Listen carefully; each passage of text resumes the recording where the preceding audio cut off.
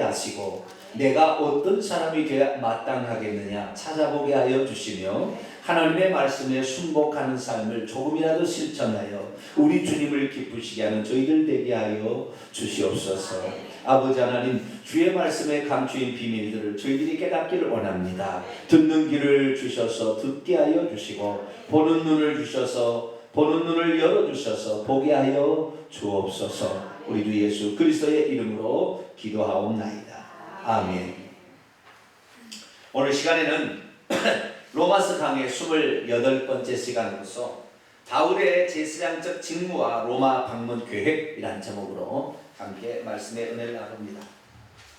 로마서 강의가 이제 막바지로 가고 있습니다. 오늘 본 말씀 로마서 15장 14절부터 16장 마지막 27절까지 말씀은 바로 로마서의 결론부에 해당합니다. 뭐에 해당한다고요?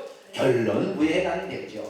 로마서 1장 1절부터 17절까지는 바울이 로마 성도들에게 문안 인사를 드리며 그들을 축복하면서 그들에게 이 로마서를 쓰게 된 목적과 그리고 그 복음에 관하여 자기가 증거할 것을 쓰고 있어요. 그래서 이 서론 부분이 1장 1절에서 17절까지고요. 1장 18절부터 죄가 뭐냐?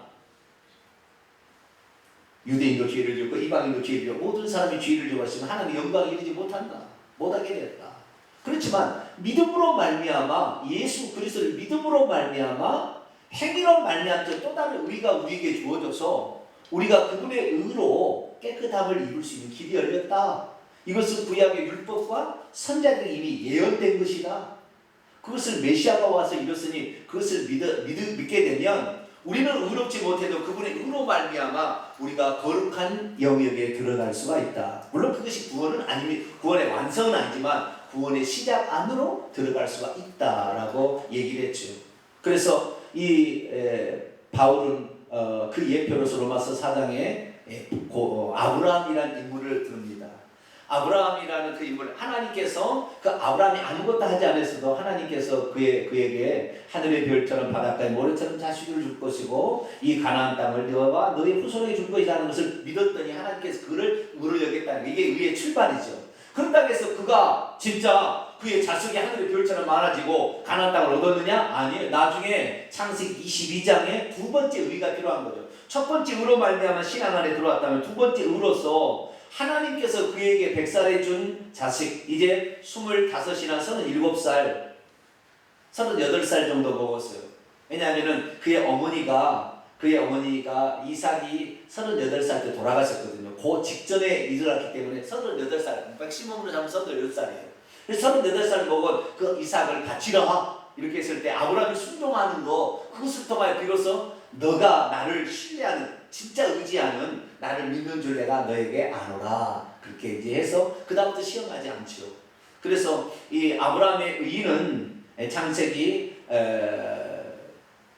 먼저는 그 믿었던 그 의 창세기 5장에 얘기했던 그것이 시작이었고 나중에 22장에 가서 인쳐지는 그것으로 이제 완성이 돼가죠. 그래서 아브라함이 예를 듭니다. 그래서 누구든지 예수 그리스도를 피를 믿음으로 말미암아 의롭다함의 세계로 들어가지만 그것이 완성은 아니다. 성화의 과정을 통하여 너희들의 성분 자체가 그리스도로 바뀌어지지 않게 된다고 한다면 너희들은 결국에 죄에 쌓여서 내 속건 내 속에 내 육신 내 속에 선한 것이 거하지 아니한 줄 아는데 그것을 따라 행하면 사망의 몸으로 죽게 될 것이다.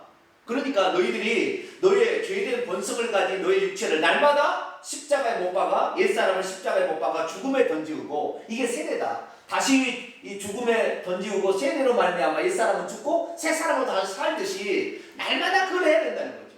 옛사람은 죽었고 새사람은 살았다. 그래서 너는 죄에 대해서는 죽고 의에 대해서 산 자로 계산해라 여겨라 할렐루야. 그 다음에 너희 자식을 몸을 예전에는 죄에 드렸으나 이제 죄에게 드리지 말고 의의 병기로 하나님께 드리라 할렐루야. 그래서 여김의 법칙과 드림의 법칙이 중요하다는 거죠. 왜냐하면 우리가 예수 그리스도를 믿는다고 해서 육체가 그날 죽는 게 아니잖아요. 이 죄된 본성을 가지고 있는 육체는 죽을 때까지 우리가 함께 있기 때문에 이걸 이기기 위해서는 날마다 싸워야 되고 날마다 기도해야 되고 날마다 말씀을 먹어야 돼 할렐루야. 우리가 누군가로부터 책망을 듣고 누군가로부터 하나님 말씀을 듣지 아니하면 우리는 어느새 다시 육신에 팔려서 육신의 죄를 짓는다 이 말이죠. 이 사도 바울은 여김과 드림의 법칙, 너희는 죄에 대해서는 죽은 자로 여기고 하나님에 대한 사한 자로 여기라. 할렐루야. 그 여기라는 말은 계산하라. 그렇게 계산하라. 그렇게 생각하라. 그리고 너희 자신을 의의 병기로 하나님께 드리라. 예배 드린다고 하면 와서 예배를 드려야지. 예배 드리지 않으면 우리가 좀 테레비잖아요. 쇼핑할 거잖아요. 아닌가요? 둘 중에 하나 아니었죠? 일단, 응? 그쵸? 테레비 보든지 쇼핑하든지. 쇼핑은 뭐 먹을 거리를 장만하든지 자우지가 옷을 사러 가든지 자우지가 둘 중에 한 대가 보니까. 요즘 여자들은 커피 마시러도 갑니다. 맨날 10시에 약속해가지고 어디서 만나기로 했어. 응? 죽치고 앉아서 거기서 하루 종일 뭘 먹는지 커피 한 잔씩 5천짜리 시켜놓고 에이! 자우지가! 에? 그렇게 한 거잖아요. 그렇게 하면 거기서 수다를 떤다 해서 그게 됩니까? 우리가 그렇게 하게 됩니까? 죄된 본성이 없어집니까? 그거 아니죠. 그래서 우리는 하나님의 말씀, 우리가 근목, 자흑, 근주, 자적이라는 말이 있어요. 검은 것을 가까이 하면 검어지고 붉은 것을 가까이 하면 붉게 된다는 말이 있어요. 하나님을 가까이 하면 거룩하게 되고 세상을 가까이 하면 더럽혀집니다. 그렇기 때문에 우리 자신을 늘 복종시켜야 되는데, 그래서 대한민국은 참 좋은 나라예요. 왜 좋은 나라냐? 주일에서 주일까지 너무 멀거든. 그래서 중간에 잘라가지고 수요일 날 한 번 더 나오고 금요일 날 한 번 더 나오고. 할렐루야. 수요일에서 주일까지 기다리기 너무 힘들었나 봐요. 그래서 금요일 날 또 한 번 모이자. 근데 너무 교회가 붙들어도 안 좋아요. 예전에 교회는요, 일주일 내내 교회다 붙들어놨어요. 그래가지고 지쳐. 사람이 지쳐. 여러분 조금 쉬었다 나와야지 무엇이 들어갈 구멍이 있는 거야. 아시겠죠? 밥도 계속 먹어봐야 맛없어요. 좀 굶어서 조금 배가 고파야 오는 거예요. 그러니까 교회도 조금 굶어서 이렇게 오는 게 좋아요. 네? 100% 이건 정답은 아닙니다만은 약간 틈이 좀 있어야 된다는 거죠. 맨날 와서 하면 지친다니까요. 그러니까 좀 쉬었다 와야 좀 내가 주인인 것도 같고. 그래서 우리 자신, 죄된 본성이 가진 육체를 이기려면 하나님 앞에 나와야 될 줄 믿습니다. 나와서 말씀을 들으니까 아하, 그렇구나. 그리스도 함께 내가 옛사람이 십자가에 못 박혀 죽었구나. 나의 더러운 성질이 죽었구나. 이렇게 안다는 거죠. 그리고 여기과 드림의 법칙, 그 다음에 성령의 인도함을 받아야 돼. 할렐루야. 생명의 성령의 법에게 우리 자신을 드려야 돼. 육신을 따라 사는 자는 하나님을 기쁘시게 하고 반드시 망하게 되죠. 로마서 8장에는 그래서 성령을 따라 행하라 이렇게 얘기하고 있다는 거죠. 그래서 우리 자신을 죄에 대해서는 죽은 자요 하나님께 대하여는 사한 자로 여기시길 바랍니다. 우리의 몸을 할 수만 있으면 의의 병기를 하나님께 드릴 수 있기를 바랍니다. 그리고 그 다음에 성령의 인도를 따라가게 되길 축원합니다. 누구든지 성령의 인도를 따라가야 하나님의 아들이라 그랬다 이 말이죠. 로마서 8장을 얘기하고 있으니까 만약 우리가 하나님의 영을 따라가지 않으면 하나님의 아들이 아니다 아니게 됩니다. 그래서 로마서 이제 1장 18절부터 로마서 8장 39절까지가 이 교리의 부분에 관한 이야기로 이 죄인이 어떻게 칭의를 입고 어떻게 성화의 과정, 이 세 가지 문제는 세 가지 법칙을 통하여 성화의 과정을 겪는 과정이 나와 있고, 그 다음에 9장, 10장, 11장은 유대인, 이스라엘 민족에 관한 구원의 경륜, 섭리에 관하여 그들이 넘어졌으나 이방인이 대신 들어와서 그 복음을 전해서 편만하게 전했는데 나중에 이들도 식인한 자들은 얼마나 다시 구원을 받게 하기 위한 하나님의 섭리가 있었다라는 사실을 배웠고요. 12장부터는 이제 생활이었습니다. 생활. 너의 몸을 하나님의 기뻐하시고 선하시고 의로운 뜻이 무엇인지 분별하여 너의 몸을 하나님께 드리러 영적 제사를 드리라 하면서 우리의 삶이 곧 예배가 되어야 된다.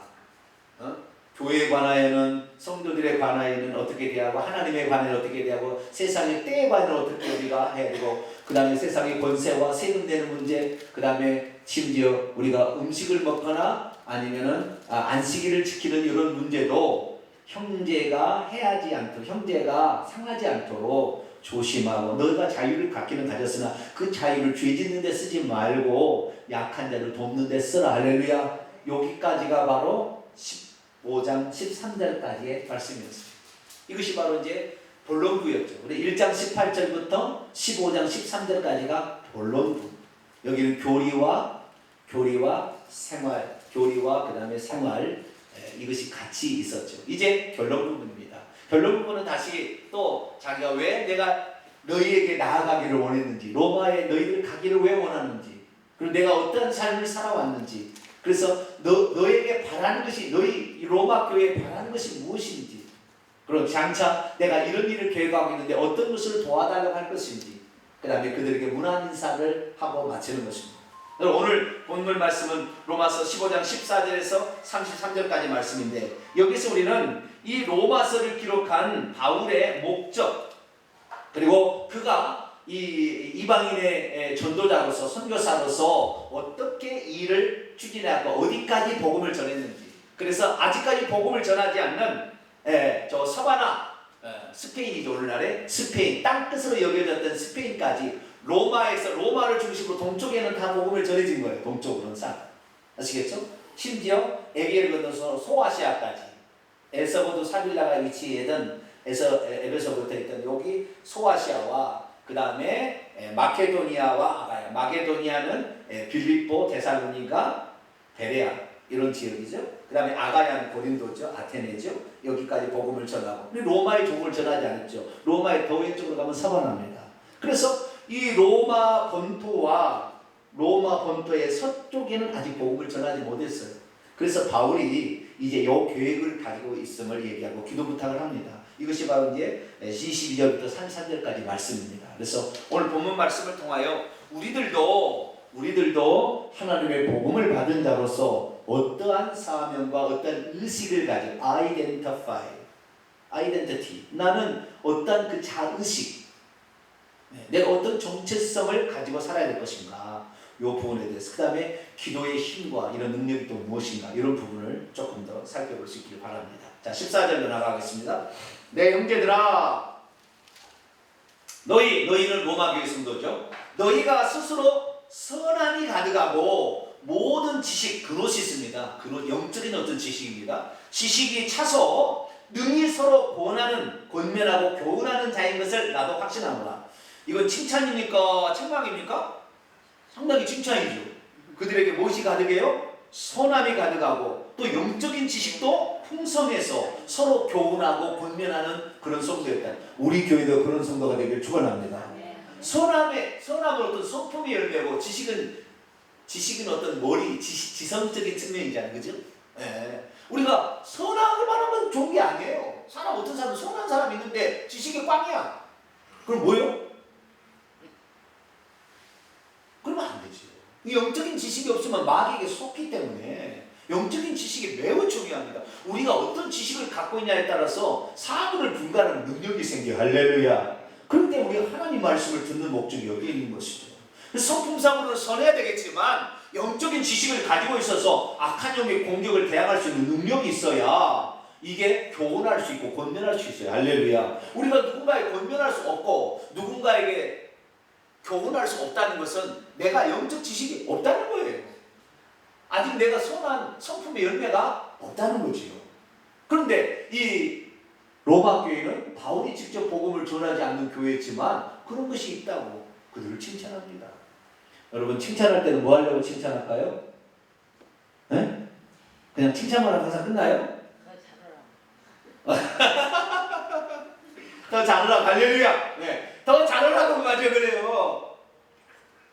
네가 그렇게 잘하니까 나중에 이제 바울이 어떤 계획을 가지고 있었냐면요, 좀 뒤에다 얘기하겠습니다만은 어떤 계획을 가지고 있었냐면 그 바울이 어디 교회에 파송을 받아서 3차 전쟁을 했죠? 안디옥 교회에, 그렇죠? 안디옥 교회에 파송을 받아서 복음을 전했지만 안디옥 교회가 선교 자금을 계속 될 수가 없었어요. 그래서 어떻게 했죠? 선교하러 다니면은 밥은 공짜로 줍니까? 잠은 누가 재워줍니까? 모르는 동네에 가는데? 에? 바울이 혼자 다녔습니까? 혼자 다녔으면 굶어버려도 되지만 같이 수행원이 몇 사람인데, 항상 몇 사람 같이 다녔는데, 그러니까 선교하러 가려면 돈이 필요하다 이 말이죠. 그렇죠? 에? 우리 교회도 하나님에게 하려면은 이 돈이 필요한 거예요. 돈이 어느 정도 있어야 됩니다. 그래서 이 돈이 필요한데 그게 없으니까 바울은 자기가 직업을 가지고 자비랑 선교를 했어요. 어떤 거? 천막을 치는 텐트를 만드는 그런 그 텐트 메이커였어요. 그래서 그가 천막을 만들어서 치는 이러한 일들을 하면서 돈을 벌었는데 어느 날 브리스길라와 아굴라라는 브리스길라하고 아굴라라는 로마 본토 사람인데 고린도까지 와가지고 피해와서 이렇게 살고 있는 사람을 만나서 그하고 이렇게 같이 텐트질을 하다가 보니까 복음에 하나님이 세운 종인 줄 알아봤어요, 그들이. 그래서 내가 당신에게 도움을 줄 테니까 복음을 전하는 힘쓰라고. 그래서 선교 자금을 브리스길라와 아굴라 부부가 된 거예요. 아니, 다 되는 건 아니고 많은 부분을 그렇게 됐어요. 그래도 부족했을 때는 나중에 이 아가야 지방에 빌립보에서 복음을 전했는데 빌립보에 루디아라는 자주장사가 있었잖아요. 그 사람 부자였어요. 부자. 무역상이었기 때문에. 그래서 루디아라는 자주장사가 헌금을 대가지고 또 아래 고린도나 이런 데 복음을 전할 때 선교 자금을 보내서 어쩔 때 충당도 해주고 있다 이 말이죠. 그래서 이 선교를 하는데 누군가가 후원을 해줄 때 두 가지 후원입니다. 하나는 물질의 후원과 기도의 후원이에요. 무슨 후원이라고요? 네. 여러분 제가 복음을 잘 전하려면 저한테 뭘 해야 된다고요? 네? 둘 중에 하나는 해야 되는 거예요. 둘 다 하면 좋지만 제가 하는 건 아닙니다만 하나님이 저를 통하여 시키신 일이잖아요. 그렇죠? 저를 통해 시키신 일인데 이걸 잘 감당하려면 우리 성도는 참 귀해요. 왜냐하면 거의 모든 성도가 얼마나 열심히 헌금하고 있는지 몰라요. 난 너무 감격해요. 내가 막 헌금하라고 막 강조는 하지 않지만 난 너무 감격합니다. 왜요? 자발적으로 너무 열심히 하고 있어요. 다들 열심히 하고 있어요. 그래서 정말 우리 교회가 제가 마음껏 이 복음을 전하는 거 이런 교회가 흔치 않거든요. 마음껏 제가 복음을 전하거든요. 그런데 이런 교회가 될 수 있도록 이 여러분들이 헌금을 해주시고 또 기도를 뒷바라지 해주시고 할렐루야 해주기 때문에 엄청난 일을 할 수 있는 거예요. 두 가지를 해야 되는데 이 안디옥 교회가 그 물질적인 지원을 했고 그 다음에 브리스길라와 아굴라 부부가 그렇게 또 얘기를 해줬고 그 다음에 또 루디아 자주장사 이 빌립보 이런 아가야 지역의 성도들도 그렇게 헌금을 해줬고 그렇게 해줬어요. 그런데 맨날 신세 지대다가 계속 질 수는 없잖아요. 그렇기 때문에 바울이 봤을 때 로마에 칭찬을 하는 목적은 뭐 그런 것이 다음이 아닙니다만은 이 목적을 하는 것은 그들에 대한 소망이 있었어요. 로마 교회가 든든히 서갔기 때문에 그들이 성품상으로도 좋아지고 영적 지식도 있었기 때문에 복음에 대해서 바울이 얘기해주면 그들이 깨달을 줄 아는 거예요. 그래서 복음을 영적인 것을 받게 되면 육적인 것을 채워주는 그 유부상통의 그 법칙에 따라 바울이 스페인으로 가서 서바나 땅 끝으로 가서 복음을 전하게 될 때에 로마 교회가 좀 후원해 주기를 바라는 그런 마음이 있었어요. 왜? 나이가 들어서 자기가 이 일을 잘 감당하지 못하니까 그런 소망이 좀 있었던 거죠. 그래서 뭐 칭찬한 것이 뭐 그런 목적으로 한 건 아니지만 그러나 그들에게 이렇게 칭찬을 함으로 말미암아 그들이 참 잘하고 있다. 그래서 더욱더 하나님의 선교사에게 힘쓰라 이런 말을 하고 싶은 것이죠. 더 잘하라고 할렐루야. 아주 좋은 말을 해서 저는 생각지 못한 말인데 더 잘하라고 칭찬을 한다.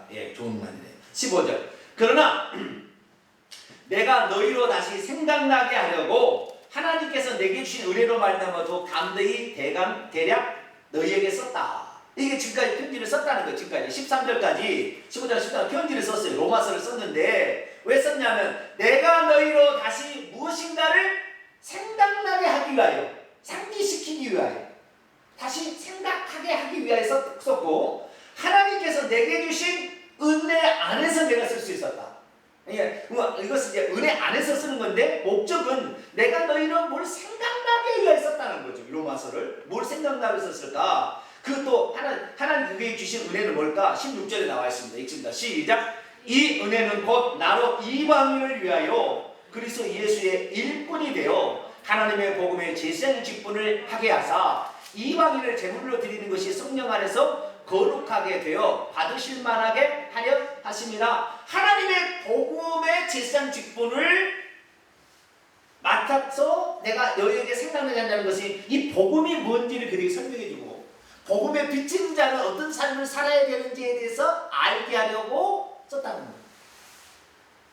바울이 자기가 복음의 비친 자예요. 아시겠죠?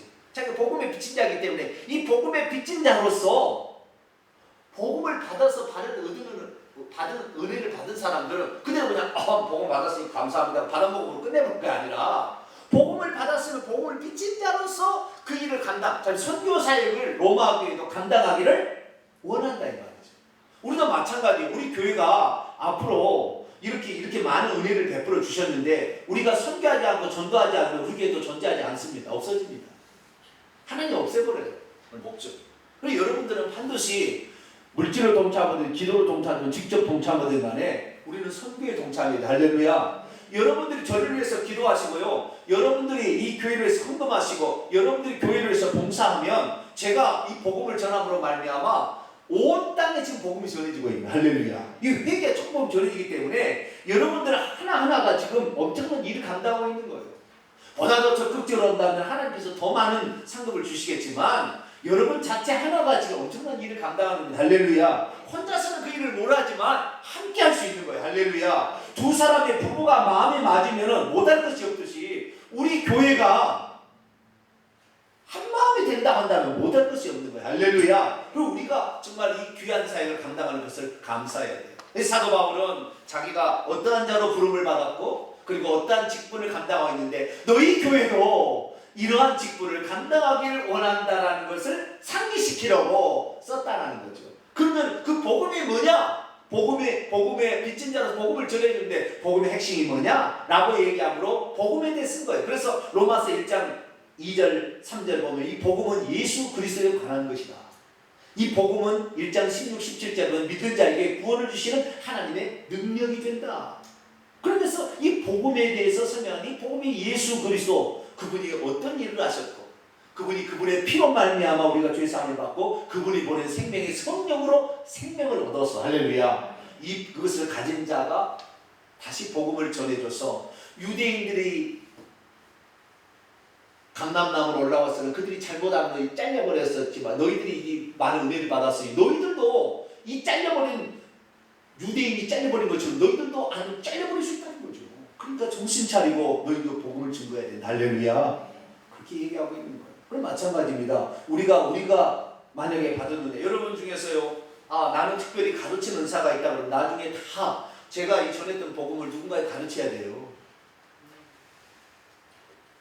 다는 그렇게 할 수는 없겠지만 기본적인 것은 다 할 수 있어야 돼요. 맨날 그냥 얻어먹기만 할 거예요. 여러분 제가 이거 해보니까요. 가르치는 것이 제일 잘 배우는 거예요. 뭐라고요? 가르치는 것이 제일 잘 배우는 거예요. 내가 맨날 듣기만 하고 있으면 잘 배울 것 같죠? 안 돼요. 전해봐야 그때 배우는 거야. 전해봐야 배운다니까. 전해보면 내가 뭘 지금 알고 있고 뭘 못 알고 있는지 알게 돼요. 그리고 성령께서 그 시에 또 생각나게 하는 게 있어요. 그래서 정말 잘할 수 있는 방법을 얻게 되는 것입니다. 그럼 여러분 입 뒀다 뭐합니까? 따라서 해봅시다. 입 뒀다 뭐한가? 입 뒀다 뭐예요? 밥만 먹고 있어요? 입 뒀다 뭐예요? 복음을 전해야지. 복음을.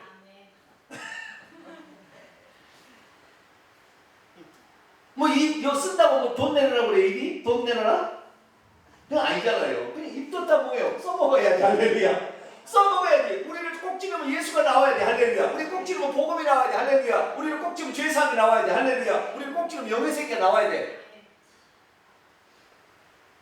우리를 꼭 찍으면은 에이탄마트가 이번에 열무 한 단에 500원 하더라. 이 얘기 나오면 안 된다 이 말이야.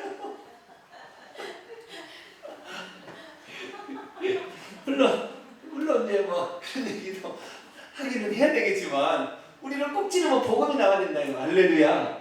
그 뒤에 쪽만 한다고 생각하지 말고요. 여기에 보니까 하나님의 복음의 제사장의 직분을 바울만 해야 될 것 같아요. 자, 베드로전서 2장.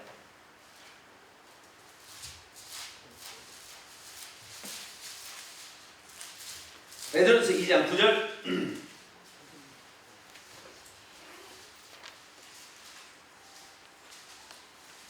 배전 시작 9절 읽습니다. 시작. 그러나 너희는 택하신 족속이요 왕 같은 제사장들이요 거룩한 나라요 그의 소유가 된 백성이니 이는 너희를 어두운 데 불러내어 그의 귀한 빛에 들어가게 하신 분의 아름다운 덕을 선포하게 하자. 그걸 선포하는 왕 같은 제사장이라는 말은 뭐예요? 이 복음을 전하기 위하여 하나님이 선택한 사람들이다. 그러니까 우리가 이 복음을 알았으면 우리는요 딱 갔는데 어느 날 맛있는 음식점이 딱 발견되었어요. 친구가 동창회 오라 해서 밥을 먹으러 갔는데 난 처음 가본 데거든. 근데 참 음식이 맛있어요. 그럼 뭔 생각 더 드나요? 아, 남편이랑 같이 한번 해야 되겠다. 우리 새끼들하고 한번 봐야 되겠다. 그런 생각이 들어요? 안 들어요? 그거 안 들어요? 왜 안 들어요? 그런 생각이 들죠. 아, 이렇게 맛있는 데는 우리 식구와 가만히 가야 되겠다. 이런 마음이 들잖아요.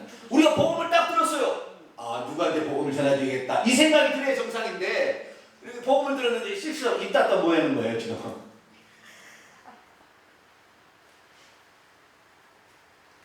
이 복음의 제사장 직무는 너희는 모든 믿는 자들은 다 성도들은 왕 같은 제사장으로서 복음을 전해야 될 그래서 그들을 죄사함 받게 해서 구원받게 해야 될 사람들이다라는 것을 말하고 있는 것입니다. 이 바울이 이렇게 한다는 것은 자기만 한다는 게 아니라 너희들도 그런 일을 해보라 라는 말을 하고 있는 거예요. 지금 아시겠죠? 네? 나는 이렇게 하니까 너희들은 잘하겠다 이렇게 끝내는 게 아니라 칭찬하고 내가 이렇게 하고 있다 이거 뭐예요? 너희들도 이렇게 해야 되지 않겠나? 이게 바탕이 깔렸다니까요 지금. 우리는 전부 다 그래서 복음의 제사장 직분을 가진 자인 줄로 믿습니다. 구약 성경에 보면 제사장은 사람을 하나님께로 인도하는 역할을 하는 것입니다.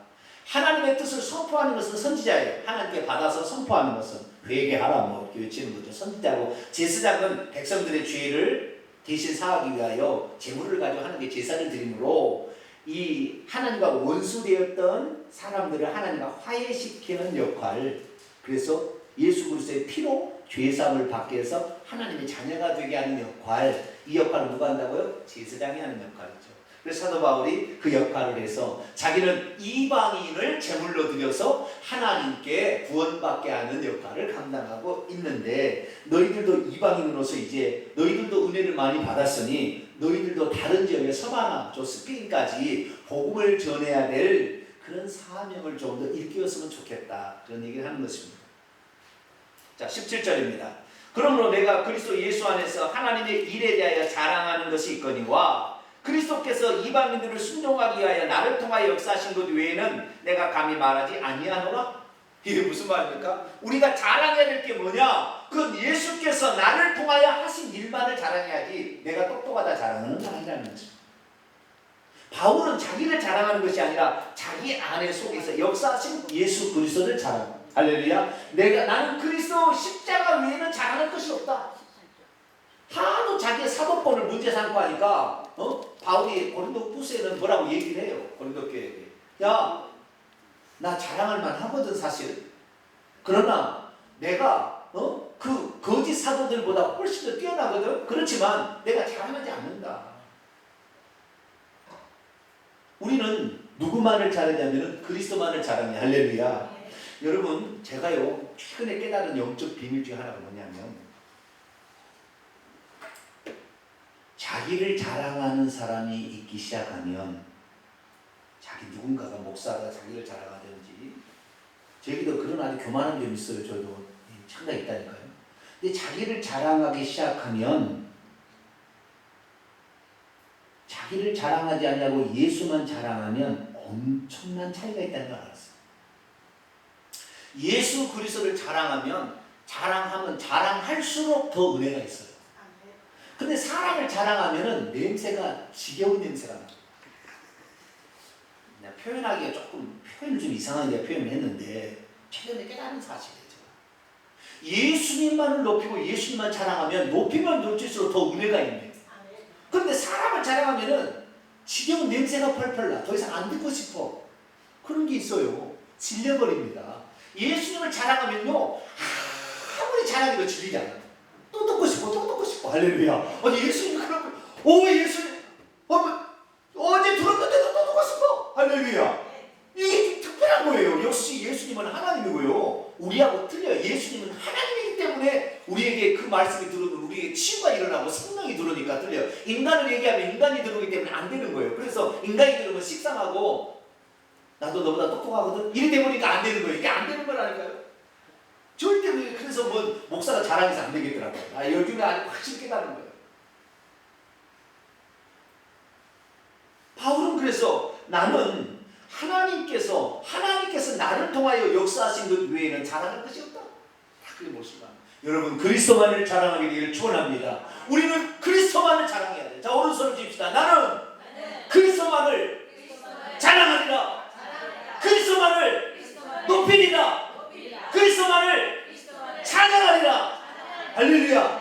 그렇게 살아야 됩니다. 할렐루야. 예, 그랬더니 하나님께서 어떻게 그에게 역사하느냐 18절 하반절입니다. 그 일은 말과 행위로서 표적과 기사와 능력으로서 성령의 능력으로서 이루어져서 그는 놀라운 은혜가 임하임으로 그가 예루살렘부터 시작하여 두루 행하여 일루리곤은 이 로마 적의 북쪽에 해당되는 것입니다. 아시겠죠? 이 북쪽에 해당되는 거기까지 그리스도의 복음을 편만하게 빠짐없이 전할 수가 있었다.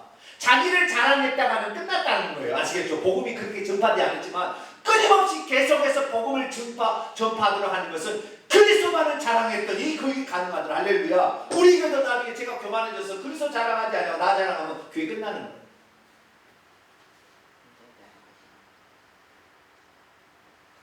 우리는 그리스도만을 자랑해야 돼요.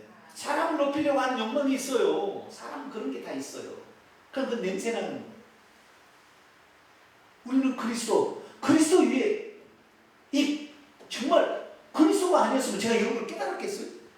이 그리스도가 저를 사랑하지 않았으면 이것을 알겠냐고요. 이 목사님이에요. 전 세계 목사님 0.0001%도 안 되는 사람이 하나님을 저를 그렇게 사는 거예요. 이거 말할 수 없는 은혜입니다. 지금 할렐루야. 지난주에도 어떤 권사님 찾아왔지만 이런 교회 다니는 것이 얼마나 은혜나. 이것은 이 보통 은혜가 아니에요. 우리가 제가 잘났어도 아니고 여러분 잘났어도 아니고 누군가가 여러분을 위해서 기도해줬고 하나님께서 우리를 향한 수고자 싶은 이 어떤 뜻이 있기 때문에 이런 거예요. 할렐루야. 여기서 부합하게 우리가 살아야 돼. 오직 그리스도만을 높이고 그리스도 위에 예수 위에 구원자 없고 이분만을 높이며 살리라. 이 마음으로 가게 되면 하나님 우리를 계속해서 써서 편만하게 복음을 증거할 수 있다. 할렐루야. 그런 교회가 되고 그런 자신이 된다는 것이죠. 우리는 그런 자가 되길 바랍니다. 20절 또 내가 그리스도 이름을 부르는 곳에는 복음을 전하지 않기로 힘쓰느니 이는 남의 터 위에 건축하지 않은 남의 터 위에 그냥 끌어오는 성도가 아니 그런 게 아니라는 거죠. 그리스도의 이름을 부르는 그때 당시에는 칼빈주의가 아직 없었어요. 순수한 복음이었죠. 그런데 이 그리스도의 이름을 부르는 자들이 곧 교회입니다. 교회. 자 고린도전서 1장을 볼까요? 1장 2절 읽겠습니다. 시작. 고린도에 있는 하나님의 교회 곧 그리스도 예수 안에서 거룩하여지고 성도라 부르심을 받은 자들과 또 각처에서 우리 주 곧 그들과 우리의 주 되신 예수 그리스도의 이름을 부르는 모든 자들에게 이것이 고린도에 있는 하나님의 교회다 있다는 거죠. 우리는 항상 그리스도의 이름을 불러야 됩니다. 할렐루야. 예수 이분을 부를 때 우리가 교회가 되는 것입니다. 그래서 이것을 부르는 자들은 다 구원을 얻고 여기에다가 회개라는 우리의 책임이 있죠. 회개라는 책임과 그리스도를 믿어서 우리가 구원을 받아야 되는데 그렇게 복음을 전하는 이유는 21절 주의 소식을 받지 못한 자들이 보게 될 것이고 듣지 못하는 자들이 깨달으려 함이 이루어지기 위하여 나를 통하여 이방인 선교를 맡겨서 이렇게 복음을 전했다. 그러니 너희들은 어떻게 해야 된다? 너희들도 복음을 전해야 된다. 아니면 너희들이 복음 전하는 사람을 지원해 주든지. 알겠죠? 그렇게 하라는 말이 무슨 말이냐면 지금 아시겠죠? 자기가 지금 14절부터 21절까지는 자기가 어떤 일을 해왔는데 이 일은 나만이 아니라 모든 믿는 자들에게 하나님이 준 것이니까 복음에 비친 자니까 너희들도 그렇게 살아야 된다는 것입니다. 그리고 이제 진짜를 얘기합니다. 22절 그러므로 또한 내가 너희에게 가려하던 것이 여러 번 막혔어요. 가려고 했다는 거예요. 이렇게 하려고 뭔가를 생각나게 하려고 가려고 했는데 맡겼다는 거예요. 여러분, 맡겼다는 거예요. 그렇지만 이제는 이 지방에 일할 곳이 없고 지금 고린도에서 3개월 동안 체류하면서 이걸 쓰고 있잖아요. 그래서 이 지방 이제 복음을 다 전했어요. 3년 동안 다 복음을 전했어요. 이제 더 이상의 일할 것도 없고 또 여러 해 전부터 언제든지 서바나로 갈 때 너희에게 로마 교회 너희에게 가기를 바라고 있었느니 왜냐하면 지나가는 길에 너희를 보고 먼저 너희와 사귐으로 말미암아 서로 기뻐한 다음에 너희가 그리로 보내주기를 너희가 나를 서바나로 보내주기를 바라고 있었기 때문이다. 자, 바울이 먼저는 1차 전도여행은 소아시아에, 네? 소아시아. 2차 전도여행은 소아시아에 다시 들러서 한 번 더 돌아가면서 이렇게 더 크게 했죠. 3차 전도여행은 한 켜를 더 건너서 에게이를 건너서 이 아가야 지방과 마게도냐 지방과 아가야 지방까지 했어요. 그리고 고린도에 했기 때문에 지금 고린도에 쓰거든요. 이제 우리가 전해야 될 때는 다 전했다는 거예요. 이제 여기서 복음 전해도 안 된다는 거예요. 이제는 로마의 본토와 서쪽의 서바나 끝까지 가서 복음을 전할 책임이 있다는 거죠. 그런데 저 안디옥 교회는 뭡니까? 이 예루살렘 북쪽에 위치한 이쪽 때문에 여기는 뭡니까? 수리아 지역이에요. 완전히 다른 지역이죠. 수리아에 있는 사람들이 거기까지 전도 이 복음 전파하는 자금을 대기가 쉽지 않아요. 그래서 이 로마에 교회가 있으면 로마는 어디든지 위로 북쪽으로 또는 서쪽으로 복음을 전하기 좋기 때문에 로마 교회가 그 일을 했으면 좋겠다라는 얘기를 하는 겁니다. 지금.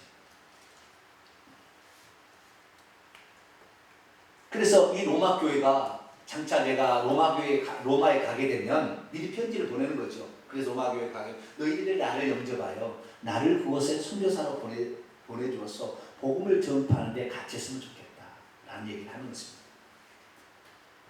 그렇지만 당장 그곳에 갈 수 없음을 말합니다. 25절 그러나 이제는 내가 성도를 섬기는 일로 예루살렘에 지금 가고 있어요. 이는 왜냐하면 마게도냐 빌립보나 데살로니가 베레아죠. 마게도냐와 아가야 고린도 교회죠. 아가야 사람들이 예루살렘 성도 중에 가난한 자들을 위하여 기쁘게 얼마를 헌금했기 때문입니다. 27절 저희가 그들이 기뻐서 하였기 때문이다. 또한 저희는 그들에게 빚진 자니 뭘 자니? 빚진 자니 만일 이방인들이 그들의 영적인 것을 나눠 가졌으면 육적인 것으로 예루살렘의 그 성도를 섬기는 것이 마땅하지 않겠느냐. 이게 무슨 말이냐면 지금 바울이 로마에 가기를 그렇게 바랬어요. 왜? 이 바울의 생각은 사도행전 1장 8절에 예수님께서 복음을 전할 때 예루살렘과 온 유대와 사마리아와 그 다음에 땅끝까지 이르러 복음을 증거하라고 그랬는데 땅끝이 어디 있느냐? 끝이요. 바다가 나오는 끝. 그게 스페인입니다. 서바나예요. 그러니까 로마 시대 땅끝은 서바나예요. 스페인이에요. 그게 땅끝이에요. 더 이상 없어요. 배 타고 가야 되니까. 땅끝이 되었으니까 바울은 항상 뭐요? 땅끝까지 이르러야 주님이 오신다고 했으니까 땅끝까지 어쩌든 복음을 증거하는 자신의 어떤 그 사명에 불타오르는 거지. 우리 교회가 이거 알고 있는 회개와 천국 복음요. 이 복음을 회개 복음을 죽기 전에 회개해야 구원받는다는 사실을 몰라서 얼마나 지옥에 많이 떨어지고 있는데요. 사람이 죽으려고 하면은요 하늘에서 천한 천사 와요. 땅에서 음부에서 땅속의 음부에서요 악한 천사들이 떼거지로 올라와서 영혼을 가로차기 위해서 딱 짐치고 있습니다. 그 순간 회개치 않으면은 딱 묶여가 버려요. 그냥 바로 그 순간에. 그냥 여러분 죽음이 딱 찾아왔다. 그러면 그때 주여 회개합니다. 제가 생각나는 모든 죄를 기억나게 하시고 그냥 기도해야 돼요. 할렐루야.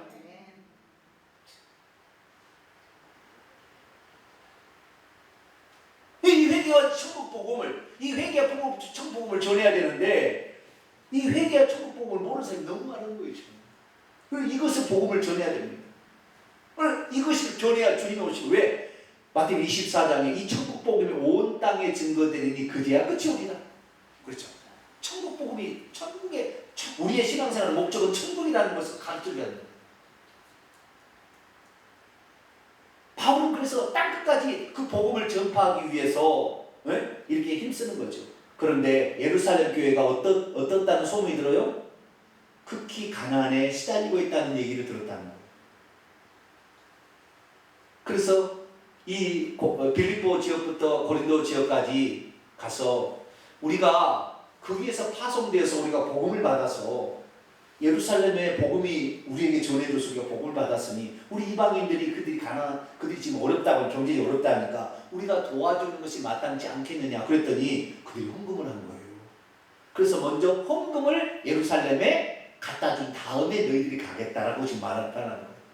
그러면은 고린도 교회 성도들이나 빌립보 교회 성도들이 재정이 넉넉해서 헌금을 했느냐? 그게 아닙니다. 자, 고린도후서 8장을 볼까요? 헌금은 마음으로 하는 것이 돈이 있어서 하는 게 아니에요. 고린도후서 8장 1절부터 3절까지 있습니다. 시작. 형제들아, 하나님께서 마게도냐 교회들에게서, 마게도냐 교회는 어디예요?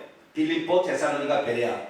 오늘날로 말하면은요 이렇게 있다는 게 수리아라는 지역에 안디옥이 있듯이 마게도냐라는 큰 도시가 있는데 빌립보, 데살로니가, 베레아 이런 게 있는 거 아시겠죠? 그 마게도냐 교회들에게 주신 은혜를 너희에게 알리오니 2절 3절 시작. 환난의 많은 시련 가운데서 그들이 넘치는 기쁨과 극심한 가난이 그들의 풍성한 연보를 넘치도록 하게 하였느니라. 내가 증언하노니 그들이 힘대로 할 뿐 아니라 힘에 지나도록 자원하여 하였다.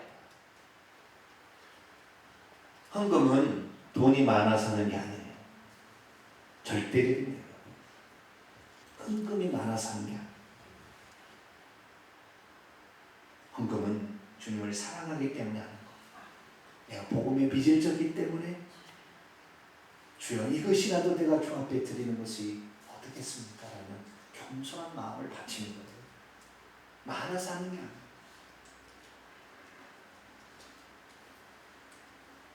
그들도 가난했지만 더 어렵다는 예루살렘 교회 성도가 있다는 얘기 들었을 때 기쁨으로 자원하여 헌금했다.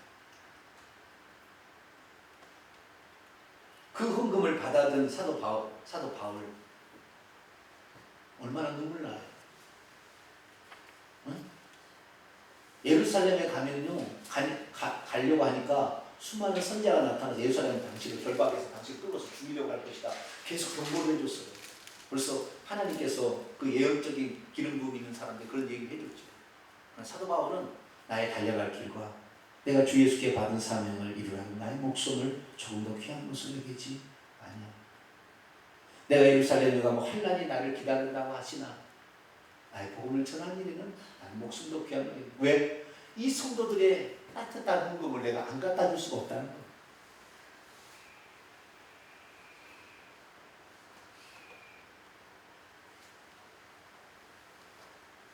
그래서 이 바울은 그 헌금을 먼저 예루살렘에 갖다 주고 너희들이 올 것이다. 그 뜻이 이루어졌나요? 안 이루어졌나요? 응? 이루어졌죠. 사도행 28장에 로마에 가기는 가는데 신분으로 가기는 갔지만 어쨌든 다 가게 돼요. 여러분들은 계획을 세우면 어떤 방법을 대해서 다 이루어집니다. 할렐루야. 네. 사도행전 19장을 한번 볼까요? 그리스도 안에서 아름다운 계획을 세우기로 했습니다. 선한 계획을.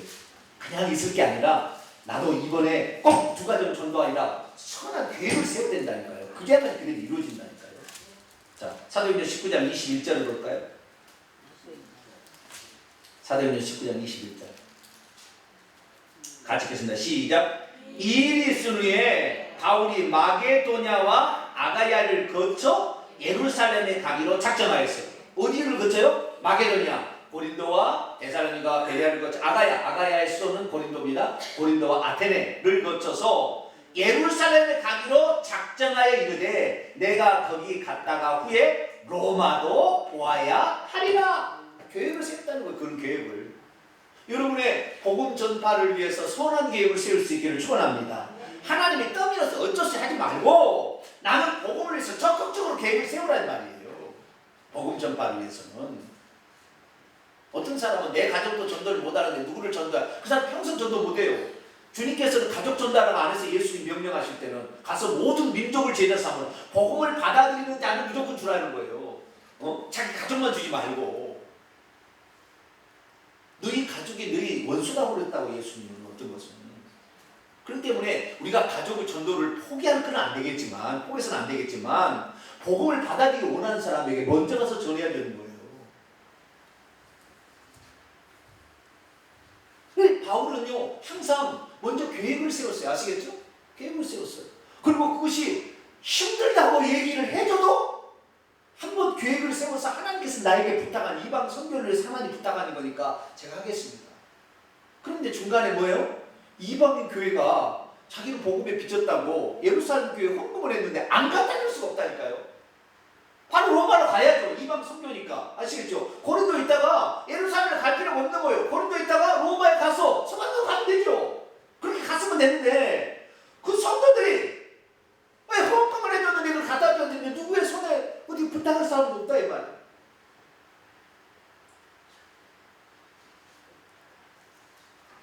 그래도 하나님께 기도하고 갔더니 예루살렘에 가서 죽기 일보 직전에 천부장이 나타나가지고 그를 보호해주면 할렐루야. 유대인들이 돌을 쳐서 죽이려고 하니까 천부장이 그냥 끌어내가지고 루시아 천부장이 끌어내가지고 왜 손아니냐. 그래가지고 이놈이 손아니 이렇게 때려놔. 때려놨더니 바울이 그러는 당신 로마 시민을 함부로 재판도 하고 때려? 바울이 그러는 거야. 당신 로마 시민? 로마 시민을 만약에 재판도 없이 어떤 처벌을 내리면 자기가 그 처벌을 받게 돼 있거든요. 그게 함부로 못하는 거예요. 이게 법이에요, 로마 법. 그래가지고 그때부터는 바울이 하자는 대로 다 해준 거예요. 왜? 하나의 약점을 잡혀버렸잖아요. 때려버려가지고. 약점을 잡혀가지고 당시 원하는 대로 하시옵소서 이랬어요. 그래서 276명 사람을 보내가지고 저기 로마까지 호성에서 갈 수 있도록 거기에 상수한다니까. 여러분들은 그리스도 안에서 복음을 전파하는 선한 욕심을 갖게 되기를 축원합니다. 그 선한 욕심을 가지고 이렇게 했다. 그래서 이 고린도 교회 또는 빌립보 성도들이 예쁘잖아요. 우리가 영적인 은혜를 받았는데 육적인 것으로 예루살렘 교회를 섬긴다는 것이 얼마나 우리들이 마땅히 해야 될 바가 아니겠습니까? 우리는 빚진 자입니다. 그러니 그 눈물에는 헌금을 지네들이 그러면은 고린도 교회 성도들이 부자에서 그렇다. 그것도 아니에요. 부자도 아닌데 자기들이 사랑하니까 고마우니까 감사하니까 그렇게 하는 거예요. 헌금은 그렇게 하는 거예요. 고마우니까 감사하니까 자원하니까 그렇게 하는 거예요. 그래서 이제 그 일을 갖다 주기로 했다는 거예요. 28절 그러므로 내가 이 일을 마치고 이 열매를 그들에게 확증한 후에 너희에게 들렸다가 스바나로 갈 것이다 라고 했다는 거예요. 여기에 열매라는 단어가 있습니다. 열매가 뭘까요? 이 헌금을 열매라고 표현하잖아요. 그죠? 열매를 우리가 헌금으로도 표현하는 측면이 있다는 건 여기에 나와요. 이런 것도 있어요. 우리가 그리스도를 사랑해서 드리는 것이라면 헌금이 됐든 봉사가 됐든 뭐든 간에 하나님은 열매로 표현해 보시면 할렐루야. 이게 참 간단한 거예요. 자, 그리고 29절 내가 너희에게 나아갈 때는 그리스도의 충만한 복을 가지고 가겠다. 뭔 복을 무슨 선물 보따리를 가지고 가는지는 모르겠지만 무슨 선물 보따리를 가지고 간다는 거예요. 여러분 누구 집에 갈 때는 꼭 선물 보따리 하나씩 갖고 가세요. 할렐루야. 그냥 빈손으로 가지 말고 선물 보따리 하나씩 조금 들고 가야 돼. 그래서 그냥 기쁘게 좀 해주는 게 있어야 돼. 아시겠죠? 부모를 만나러 가는데 그냥 가지 말고 조금 물어 선물 보따리 하나를 쫙 준비해가지고 딱 오면서 엄마 이거 이리 와야지. 이런 거 뭘 가져왔냐? 이거 가져와. 이러지 마. 이게 싹 트는 아름다운 사회예요. 네? 선물 보따리를 그들에게 가져다 주겠다. 30절입니다. 이제 마지막으로 기도 부탁을 합니다. 로마 교회에 형제들아 내가 우리 주 예수 그리스도와 성령의 사랑으로 말미암아 너희를 권면하는 부탁하노니 너희가 기도할 때에 나와 힘을 같이 하여 나를 위해 하나님께 기도해 다오. 뭘 기도했냐? 세 가지를 기도해달라는 거예요. 첫째, 내가 유대에 순종하지 않으려고 말미암아 건짐을 내가 지금 예루살렘에 가는데 유대인들이 나를 죽이려고 하는데 지금 다 알고 있다. 그래서 나를 거기서 건짐을 받을 수 있도록 그 환난 가운데서도 죽임당하지 않도록 나를 위해 기도해달라. 기도 제목을 구체적으로 부탁하는 거예요. 두 번째, 예루살렘에 대하여 내가 섬기는 일로 성도들이 받으실 만하고, 예루살렘 지금 헌금을 가지고 가는데 유대인들이 나는 이방인들과 저런 거 상동하지 않아. 저런 것들 헌금, 개 같은 헌금이 안 받아. 그리고 유대인들이 만약에 거부해버린다 한다면 안 되니까 너희들이 기도해 주기를 이방인들이 헌금이라도 사랑으로 받을 수 있도록 이 할례받은 신자로 구성된 예루살렘 성도들이 할례받지 않은 이방인들이 헌금을 받을 수 있도록 해달라고 기도해달라. 야, 얼마나 구체적인지 몰라요. 그렇죠? 세 번째 32절, 나로 하나님의 뜻을 따라 기쁨으로 너희에게 나아가 너희와 함께 쉬도록, 내가 너희에게 하나님의 뜻을 따라 너희에게 꼭 가서 너희와 함께 쉴 수 있도록 해달라. 구체적으로 이렇게 기도 부탁을 합니다.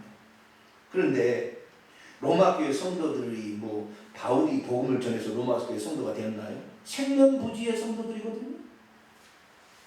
그렇잖아요. 그렇죠.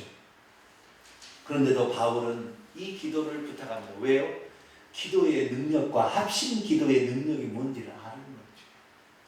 기도해 주면 나를 위기 가운데 하나님이 건져주신다는 것을 알고 있었기 때문에. 여러분, 그래서요, 여러분이 힘들면 저한테 기도 부탁을 하세요. 할렐루야. 에이, 목사님 바빠 죽겠는데, 바쁘시고 그걸 내가 부탁하면 오히려 신경 못 써요. 아니에요. 여러분이 기도 부탁을 해야 제가 정확히 구체적으로 기도할 수 있다니까요. 기도 부탁을 안 하면은 기도밖에, 주여 아무개 집사, 아무개 권사, 아무개 안수집사님을 붙들어 주시고 가정에 평강을 주시고 자녀들의 앞에 인도하시고, 여기밖에 못 하는데, 에? 예를 들어서 우리 정정수 권사님이 우리 그 아들 공군에 지원을 할 수 있게 해달라는데 기도 부탁을 제가 해달라. 주여 석교를 공군에 붙여 주시옵소서. 얼마나 확실하게 기도한다. 확실하게 붙었어요. 할렐루야. 한 달만 딱 군대를 가게 만들어버려요. 하나님께서. 야, 여러분 기도 부탁 하셔야 된다니까. 구체적으로. 그냥 목사님 저희 가정을 위해서 기도해 주세요. 그러면은 저는 주여 그 가정을 복 주시옵소서. 그 가정을 평강으로 인도하여 주옵소서. 그 가정에 예수 믿지 않는 사람 다 예수 믿게 하여 주옵소서. 누군가 예수 믿지 않는데 그 마음이 열려, 이거밖에 못해요. 그럼 구체적으로 못한다고요. 이 바울은 기도 부탁을 하는데 어떻게 해요? 구체적으로 하고 합심으로 기도하면 그 기도가 응답이 된다는 걸 알았다는 거죠. 자, 마태복음 18장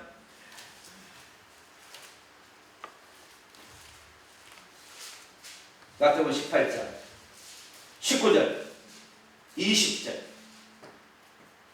마태복음 18장 19절 시작. 진실로 다시 너희에게 이르노니 너희 중에 두 사람이 땅에서 합심하여 무엇이든지 구하면 하늘에 계신 내 아버지께서 그들을 위하여 이루게 하시리라. 주세 사람이 내 이름으로 모인 곳에 나도 그들 중에 있느니라. 아멘. 합심하여 기도하면 합심 기도가 훨씬 더 능력이 있는 거예요. 네. 그래서 생명부지의 사람이면 기도 부탁을 했습니다. 저는 여러분에게 생명부지의 사람입니까? 담임 목사입니까? 네? 저는요, 지금도 놀란 것이요, 입산에 제가 떠나온 지 8년이 넘었는데도 지금도 기도 부탁하는 사람이 있어요. 문자가 와요. 목사님, 오산에요. 오산에 지금 무슨 일로 일을 가는데요. 일이 잘 되어지도록. 근데 더 내가 그분이 고단수라는 걸 더 잘하는 건 뭐냐면, 기도 부탁만 하는 게 아니에요. 미리 감사를 하는데, 미리 감사. 뭐라고요? 미리 감사. 추석이나 설이 되면 목사님 이번에 저기 떡에 잡수세요. 쌀을 보내요. 미리.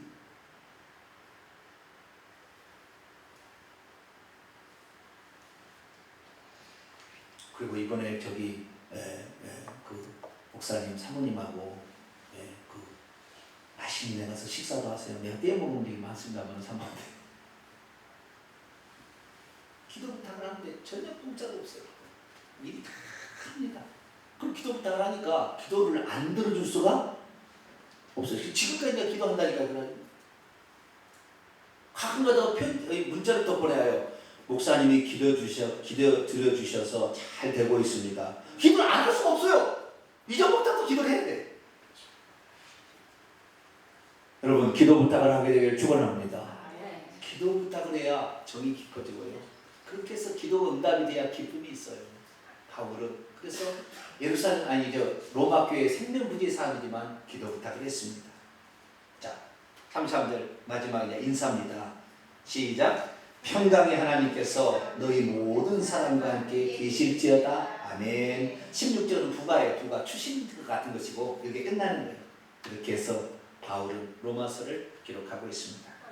자, 모든 복음을 증가하는 일에 있어서 우리는 예외가 아니라 우리도 같은 제사장의 직무를 가지고 있으니 내가 못 가면 기도라도 지원해야 되고 물질이라도 지원해 할렐루야 직접 가든지 여러 가지 많은 일들이 있습니다. 그래서 함께 우리가 복음을 증가하지 않는 고인물은 썩습니다.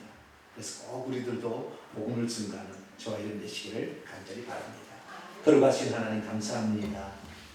로마서 강의 끝인사 성도들에 관한 인사 말고 마지막 마쳤습니다. 주여 바울이 얼마나 이 복음의 제사장 직무를 끝까지 감당하려고 몸부림치고 있는지 그리고 그는 혼자 이룰 수 없다는 걸 알았기에 부탁을 하며 이렇게 하고 있습니다. 우리들도 합력하여 이 복음 전파에 합력한 일을 감당할 수 있도록 도와 주옵소서. 우리 주 예수 그리스도의 이름으로 기도하옵나이다. 아멘.